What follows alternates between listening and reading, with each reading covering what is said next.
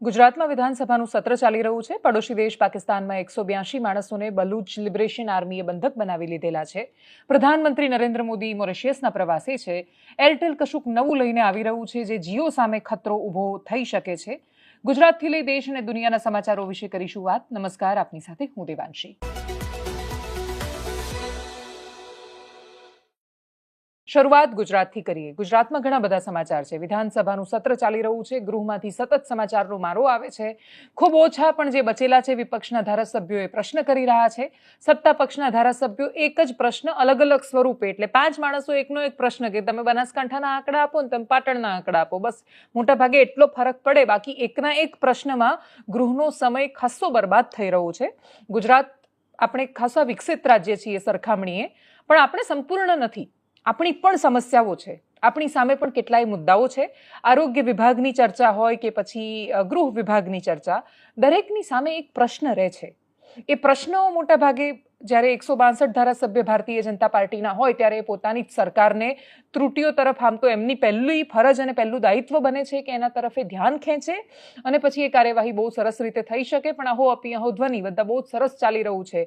પેલા કે very good ને પેલા કે વેરી ગુડ, બસ એ રીતે સેશન સત્ર ચાલી રહ્યું છે.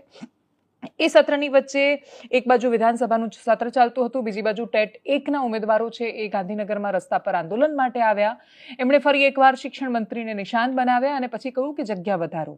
એ જે માંગણી કરી રહ્યા છે એ આ વ્યવસ્થામાં પૂરી થઈ શકશે એને ખૂબ હું શંકાની જેમ જોઈ રહી છું. પછી શિક્ષણ મંત્રી જાણે અને વિદ્યાર્થીઓ જાણે, પણ એમની જે માંગણી છે પ્રાઇમા ફેસી જે દેખાઈ રહ્યું છે એ જોતા પૂરી થાય એની સંભાવનાઓ બહુ જ ઓછી છે.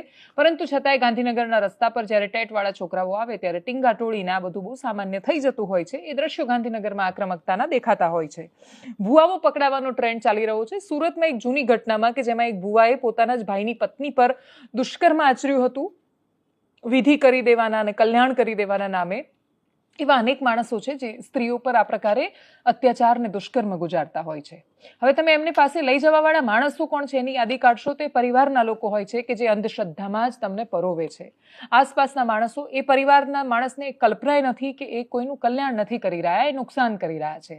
તમે કોઈ પણ અંધશ્રદ્ધામાં ફસાઈને જ્યારે કોઈ પણ માણસને કે તું અહીંયા જા, અને આ વ્યક્તિ કોઈ બીમાર હોય અથવા બીજી કોઈ પણ સમસ્યા તમને લાગતી હોય, તમને મેન્ટલ સ્ટ્રેસ થતો હોય તો તમારે સાયકિયાટ્રિસ્ટ પાસે જવાની જરૂર છે અને કાં તો ખૂબ શાંતિથી યોગ કરવાની જરૂર છે, પોતાની જાતને મળવાની જરૂર છે.